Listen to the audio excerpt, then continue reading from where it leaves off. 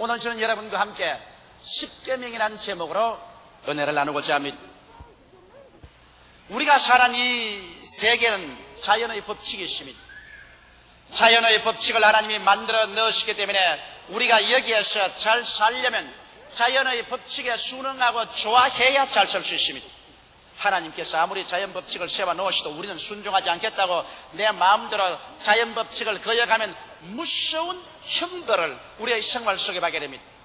예를 들어 말하면 하나님이 아무리 만유인력의 법칙을 정해놓고 모든 것은 밑으로 떨어지게 만들어 놓았다 하더라도 나는 상관하지 않는다. 벼랑에 한번 뛰어보겠다. 나는 안 떨어지겠다. 그러고 용감하게 벼랑에서 뛰어내린다고 할지라도 하나님의 법칙은 가차 없이 끌어내려서 다리가 부러지지 안 그러면 죽게 되는 것입니다.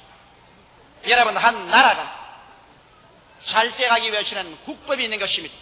다양한 인간 생활에서 질서와 안녕을 부여하고 행복된 삶을 가져오기 위해서는 국민 전체가 지켜야 할 국가의 여러 가지 법이 있는 것입니다. 이 법을 어기게 될 때는 그게 응당한 형벌을 받는 것은 우리가 상식적으로 다 알고 있는 것입니다.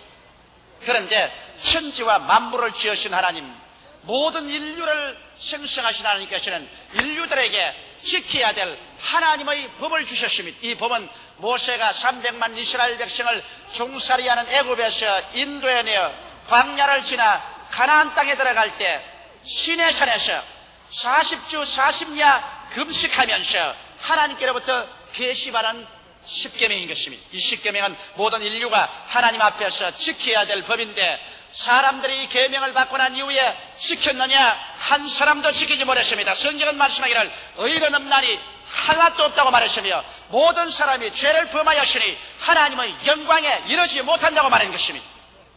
죄의 값은 사망입니다. 죄를 지은 영혼은 죽으리라고 말한 것입니다.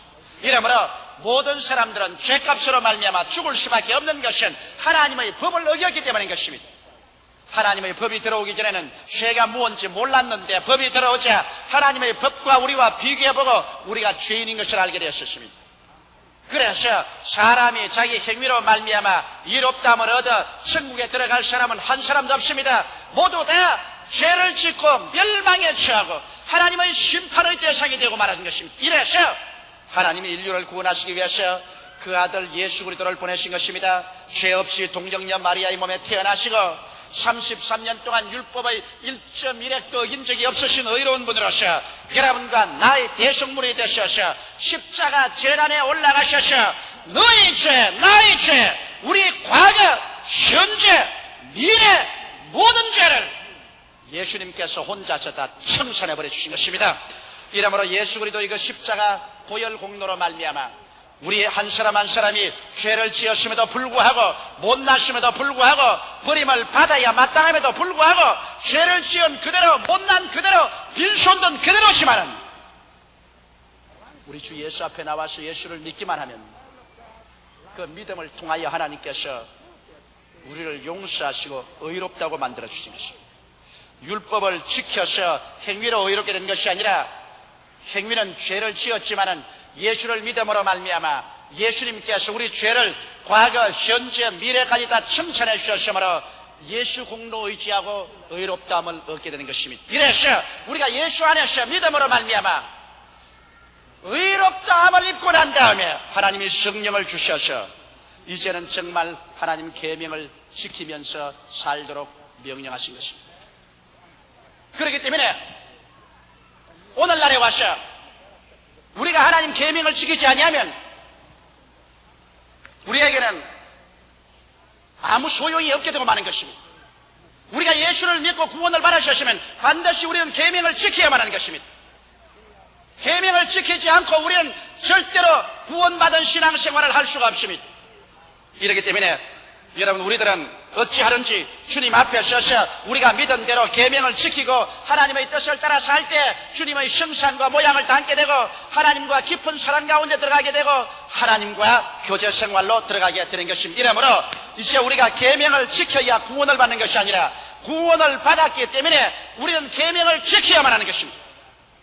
그래야 하나님과의 깊은 사랑과 교제 관계에 들어가게 되고 우리가 부르실 때 하나님이 응답하시고 우리를 돌보아 줄 수 있는 것입니다. 이제 오늘날 이 율법이라는 것은 여러분과 나를 때려잡기 위해서 보낸 법이 아닙니다. 율법은 여러분과 나를 돌봐주기 위한 선생으로 오셨고, 여러분과 나를 언제나 정결한 생활을 할 수 있도록 가르쳐주는 거울로서 여러분과 나에게 주신 것입니다. 이러므로 우리의 삶에 있어서 이제는 예수를 믿고 구원을 받았기 때문에 우리는 우리의 선생되는 율법에 귀를 기울여야 되고, 우리의 거울인 율법을 늘 들여다보고 우리가 정말 하나님의 뜻대로 살고 있는가, 그리스도의 형상을 닮아가고 있는가를 살펴보아야 할 것입니다. 그러면 오늘 이 시간에 여러분과 함께 이 10계명을 살펴보시기 바랍니다. 첫째 계명은 내 앞에 다른 신을 두지 말라고 성경은 말하고 있는 것입니다. 여러분, 천지와 만물을 지으신 신은 여호와 하나님 한 분밖에 계시지 않습니다. 우리가 아버지가 둘이 있을 수 없는 것처럼 여러분과 나를 지으신 하나님도 한 분밖에는 계시지 않습니다. 그런데 루시퍼 사탄이 타락한 천사와 귀신과 더불어서 하나님을 반역하고 나와서 자기가 스스로 신이라고 하고 사람들을 부패하게 하고 미혹해 하셔 하나님 대신에 사탄을 따르게 만들고 있습니다. 아담과 하와도 이 사탄의 말에 귀를 기울였다가 미혹되어 부패해서 타락하고 말한 것입니다. 오늘날에도 그러므로 이 세상에 많은 신이 있고 많은 주가 있지만 모두 다 사탄의 유혹에 끌려가서 만든 부패한 것입니다. 하나님은 한 분밖에 계시지 않습니다. 어떠한 교수가 하는 말이 반드시 예수를 믿어야 구원받는 것이 아니다, 다른 종교에도 구원이 있다, 이런 말을 한 사람이 있는데 그거 정말 정신없는 소리를 한 것입니다.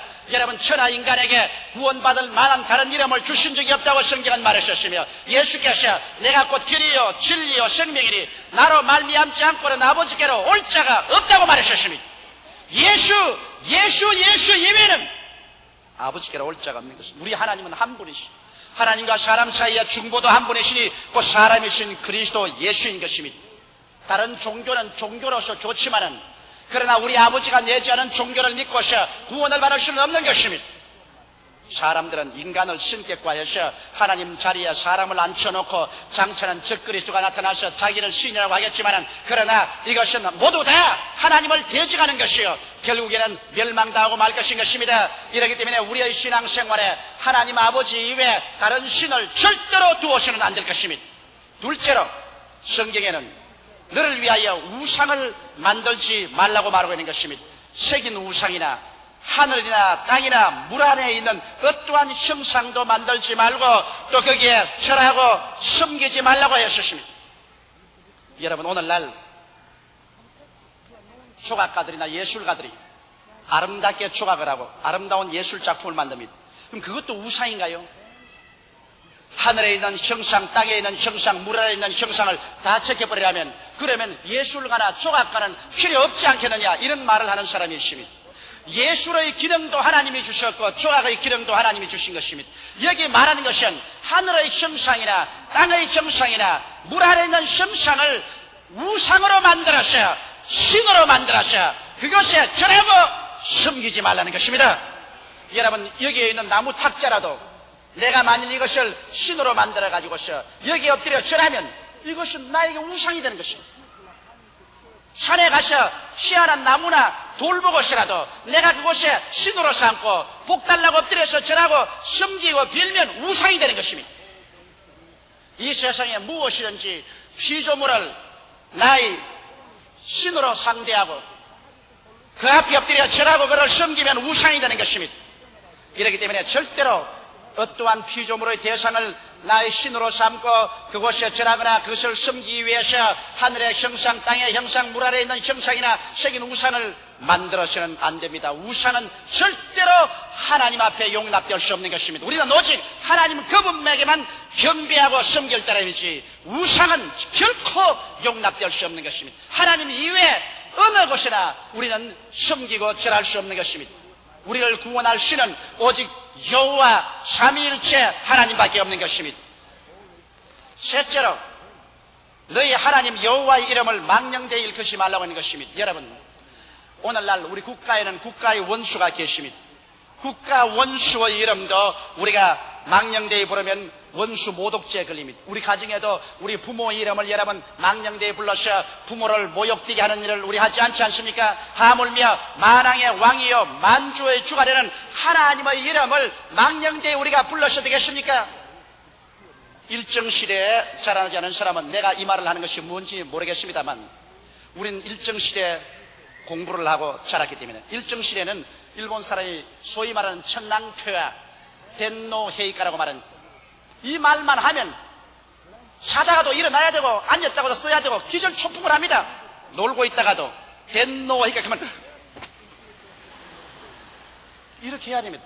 안 그랬다가는 경찰서에 잡혀가서 주리를 틀리고 혼이 납니다. 불경죄라고. 이러므로 뭐 지가 뭘 하든지 이야기를 하든지 밥을 먹다가도 덴노 헤이카 그러면 처참할 정도로 만일 천황폐하의 이름에 조금이라도 불경한 태도를 취하면 벌을 받았습니다.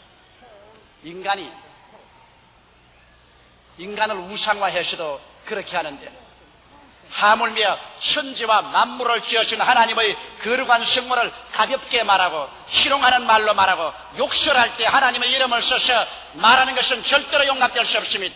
다행히 한국말에는 하나님의 이름을 들어서 욕하는 것이 없지만은 구라파나 영어에는 하나님의 이름을 들어서 욕하는 말이 있습니다. 내가 알지만은 그 말 입에 지금 들어서 말 못해요. 그러면 내가 불경죄를 지게 되기 때문에 그런 것은 절대로 있을 수 없습니다. 우리 한국 사람도 가벼운 말로 아이고 하나님 맙소사 이런 말을 하는데 그것은 하나님의 이름을 망령되이 부른 말입니다. 그런 말조차도 하지 말아야 되는 것입니다. 우리는 하나님의 이름을 부를 때 마음의 경건함을 가지고 두려움을 가지고 공경하는 마음으로 감사하게 진실하게 여호와의 이름을 불러야 할 것인 것입니다. 넷째로 성경에는 안식일을 기억하여 거룩히 지키라고 말한 것입니다. 유대인의 안식일은 토요일 날입니다. 그러나 오늘날 교회에서는 안식일을 주일날로 지킵니다. 왜 그러냐? 예수께서 우리 예수 믿는 사람들의 신약시대 사람의 안식일은 주일날로 주께서 옮기신 것입니다. 구약 성경을 예수님께서 십자가에서 다 이루어서서 율법을 완성시키시고 철폐하시고 주께서 새로운 계약인 신약을 맺으실 때 주님은 죽은 지 사흘 만에 안식 후 첫날 주일날 부활하셨습니다. 그러므로 우리가 예수님을 섬기는 날은 예수님의 부활의 날을 섬기는 것이요. 여러분 교회가 탄생한 날이 오순절 날인데 오순절이라는 것은 안식 후 첫날 주일날이 오순절 날입니다. 그래서 120문도가 함께 모여서 기도할 때 갑자기 하늘로서 강한 바람 같은 소리가 나며 불의 시같이 갈라지는 것이 각 사람 머리에 임하였더니 그들이 다 성령의 충만함을 받고 성령이 말하게 하심을 쫓아 다른 방언으로 말하기 시작했는데 이 날이 바로 안식 후 첫날인 주일날입니다. 그러므로 우리는 교회가 탄생하고 성령이 강림한 날을 안식일로 지키는 것입니다. 또 나아가서 초대교회는 그들이 예배 드릴 때 주일날 부활을 기념하는 날 성령 강림하는 주일날을 안식일로 지켰습니다. 성경 고린도전서 16장 1절로 2절에 보면 성도들을 위하여 연보에 대하여는 내가 갈라디아 교회들에게 명한 것 같이 너희도 그렇게 하라. 매주일 첫날에 너희 각 사람이 일을 얻은 대로 저축하여 두어서 내가 갈 때 연보를 하지 않게 하라고 말한 것입니다. 이러므로 매주일 첫날인 주일날에 모여서 예배보고 연보를 모아놓으라고 말한 것입니다. 그러면 우리가 이 주일날을 거룩히 지키되 이 날에는 일체 모든 일을 쉬고 하나님만 섬기고 편안히 쉬어야만 되는 것입니다. 여러분 안식일날 자기 스스로의 오락을 취하면 이것은 하나님보다 쾌락을 더 사랑하는 것이 되고 마는 것입니다. 안식일 날에는 오락을 취해도 안 됩니다. 이날에는 하나님 말씀 듣고 기도하고 성경 읽고 가족들과 함께 하루 휴식해야 되는 것입니다. 왜 하나님이 엿새 동안 일하고 일회째 휴식하라고 하느냐? 인간은 그렇게 해야 정신적인 건강과 육체적인 건강을 유지할 수 있습니다. 오늘 과학자들이 말하기를 사람이 하루 종일 일하고 난 다음 밤에 아무리 자도 충분한 산소가 흡입되지 않아서 몸에 탄산가스와 찌꺼기가 자꾸 쌓인대요. 엿새 동안 탄산가스와 찌꺼기가 쌓인 것 일회째 하루 쉬어야 이것이 다 소절에 나오고 충분한 산소가 들어와서 몸이 새롭게 된다는 것입니다. 그렇지 않고 일회 하루 쉬지 않고 계속 일하면 몸에 탄산가스가 자꾸 집적되고 노폐물이 취직되어서 그래서 사람이 급기야 병들고 나중엔 치료할 수 없는 그와 같은 처참한 징에 떨어지고 만다는 것입니다. 오늘날 너무나 많은 사람들이 정신적으로 스트레스를 겪고 몸에 병들고 고통을 당하는 것은 엿새 동안 일하고 일회째 하나님께 나와서 쉬며 하나님을 경외하지 않기 때문에 그런 것입니다. 그러면 요사이 안식일에 쉬라고 했다고 일선 장병들 총도 다 나와버리고 발전소에서는 전기 생산도 다 그쳐버리고 자동차 기사는 버스도 운전하지 말아야 되고 그러면 어떻게 합니까? 여러분, 예수님도 안식일을 어긴 이유가 있습니다. 예수님께서는 안식일 날 또 병든 자는 고치기 위해서 안식일을 어겼습니다. 제 아들과 밀밭 사이로 지나가다가 배가 고프니까 밀밭에 밀을 떨어서 비벼서 먹으니까 유대인들이 안식일 어겼다고 안식일날 타작했다고 꾸짖을 때 예수께서 죄 없는 자를 죄 있다고 하지 마라. 내가 곧 안식의 주인이요 안식은 사람을 위해서 있다고 말한 것입니다. 그러므로 여러분, 안식일날 내가 안 해도 될 일을 하면 죄를 짓습니다. 내 사리 사욕을 위해서 하면 죄를 짓습니다. 그러나 대중의 생명과 안녕 복지를 위한 것은 안식일을 어기더라도 하나님께서 용납해 주시는 것입니다. 이러므로 전기 생산한 사람은 전기 생산해야 돼요. 버스 운전하는 기사가 운전을 안 하면 오늘 여러분 어떻게 오겠습니까? 일선 장병들이 안식일이니까 오늘 다 놀자고 총 놔버리면 공산당들이 그냥 그대로 걸어서 들어오고 말 것입니다. 안식일에도 대중의 안녕 복지 질서를 위해서 대중의 생명의 축복을 위해서 하는 일은 계속해야 될 것입니다. 그 다음 다섯째로 내 부모를 공경하라고 말하겠습니다. 여러분, 우리 동양 사람들은 부모를 공경하라는 말은 어느 세계 사람보다 많이 들었습니다.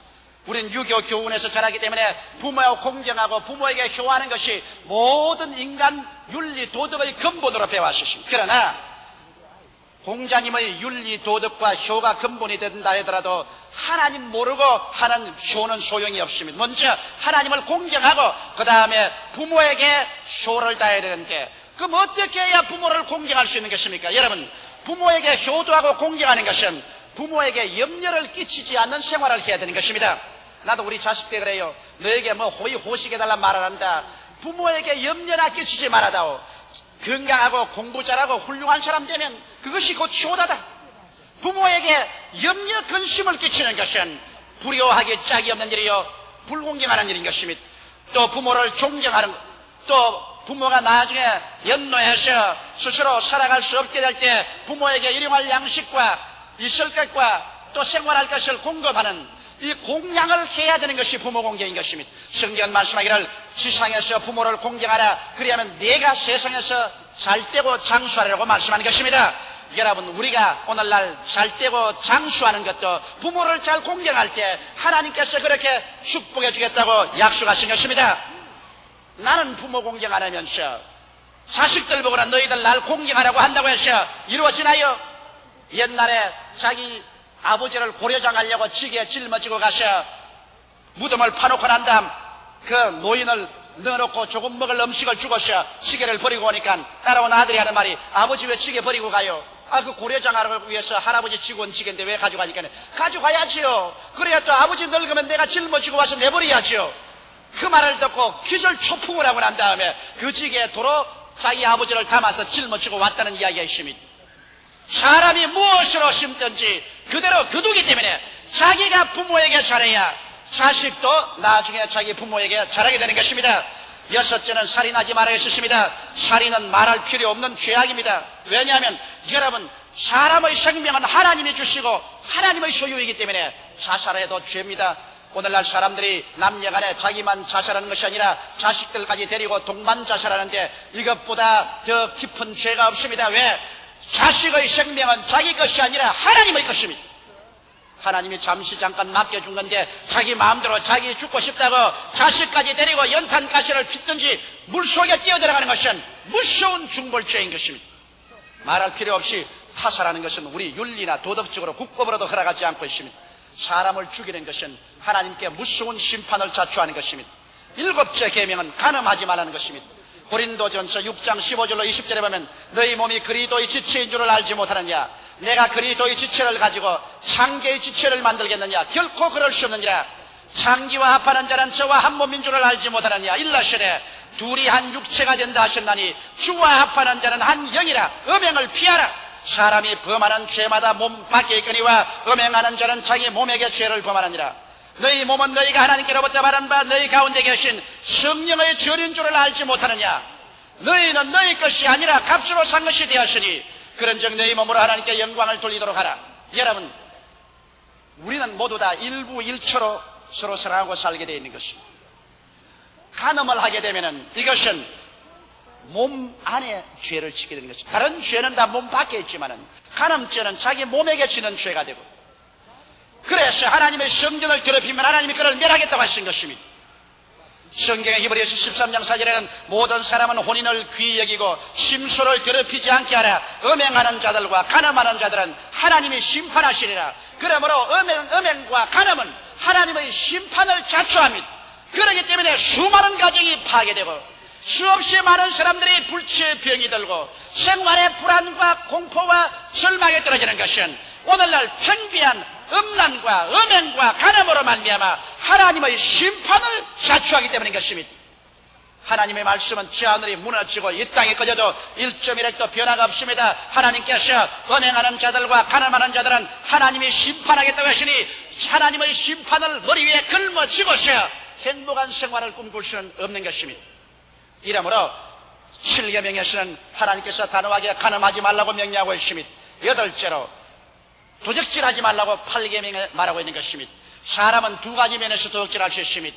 말라기 3장 8절에 9절에 보면 사람이 어찌 하나님의 것을 도적질하겠느냐, 그러나 너희는 나의 것을 도적질하고도 말하기를 우리가 어떻게 주의 것을 도적질하였나이까도다. 이는 곧 11조와 헌물이라. 너희 곧 온 나라가 나의 것을 도적질하였으므로 너희가 저주를 받았느니라. 하나님의 것을 도적질하고 그 다음 하나님께 아무리 기도한들 하나님이 그 사람 기도를 들어주시겠습니까? 너희가 도적질함으로 온 나라가 저주를 받았느니라. 개인과 가정과 나라가 하나님 앞에 11조와 헌물을 도적질하고 저주를 받고 난 다음에 인간으로 아무리 힘을 쓰고 하신들 축복이 올 리가 있겠습니까? 이러므로 우리는 하나님 것 도적질하지 말아야 되고 또 나아가서 이웃의 것을 도적질하지 말아야 됩니다. 차라리 안 되면 구걸하면 구걸했지 도적질하는 것은 하나님 앞에 심판을 면할 수가 없는 것입니다. 그 다음 9계명에 내 이웃을 거짓 증거하지 말라고 말하고 있는 것입니다. 여러분, 전에 신문지상에 보니 우리 한국 사람이 가장 많은 죄가 무고죄라는 것입니다. 거짓 증거란 무고죄입니다.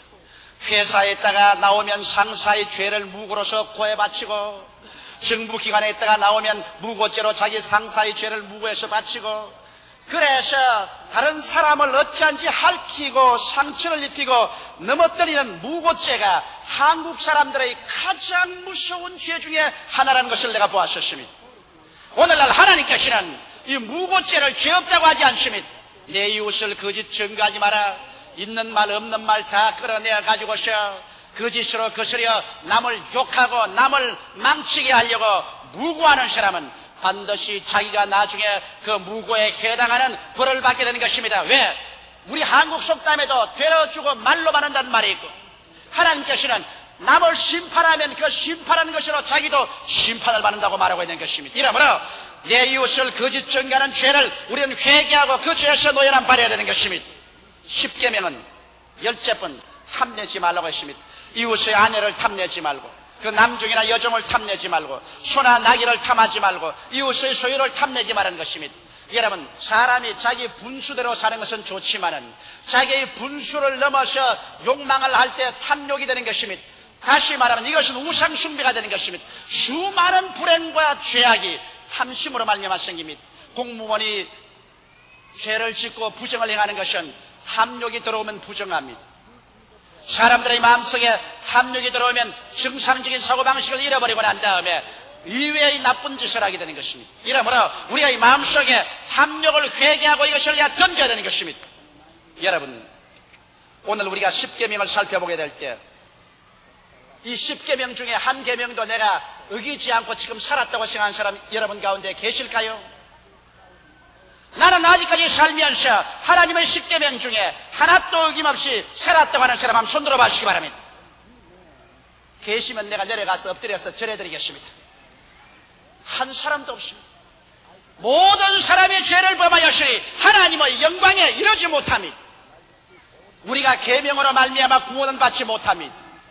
오직 예수 그리스도의 십자가의 보혈을 믿어서 구원을 받게 되는 것입니다. 한 사람도 계명으로 구원을 받지 못하기 때문에 예수께서 오셔서 너희 죄 나의 죄를 대신 짊어지고 십자가에서 성산해 주셨으므로 이제는 남녀 노유 빈부 귀천할 것 없이 오직 믿음으로 구원을 받게 되는 것입니다.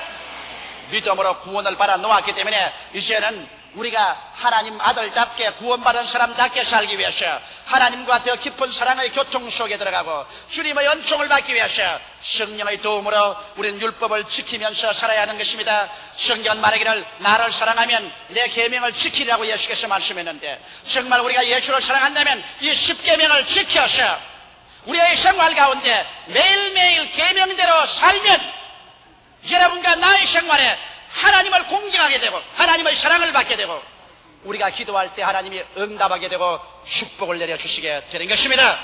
이러므로 구원받은 것을 감사하고 이 계명을 날로 지킬 수 있도록 우리는 성령님의 도움을 늘 간구해야 되겠습니다. 다 같이 계시게 기도드리겠습니다. 사랑이 많으시고 거룩하신 우리 아버지 하나님, 주님께서 우리를 불러셔서 구원시켜 주신 것을 감사하옵나이다. 죄를 짓고 불의하고 추악하며 버림을 받아야 마땅한 우리들을 주님께서 부르셔서 예수 십자가 보혈로 용서하여 주시옵소서. 구원하여 주신 것을 감사하옵나이다. 하나님 아버지, 우리는 율법 앞에서 모두 다 죄인입니다. 한 사람도 이 법을 피할 수가 없고 이 법 앞에 인정을 받을 수가 없습니다. 그러나 이제 구원받았으므로 성령님의 도우심으로 말미암아 매일매일 이 법을 지키며 살아갈 수 있는 힘을 허락하여 주옵소서. 예수님 이름으로 기도하옵나이다. 아멘.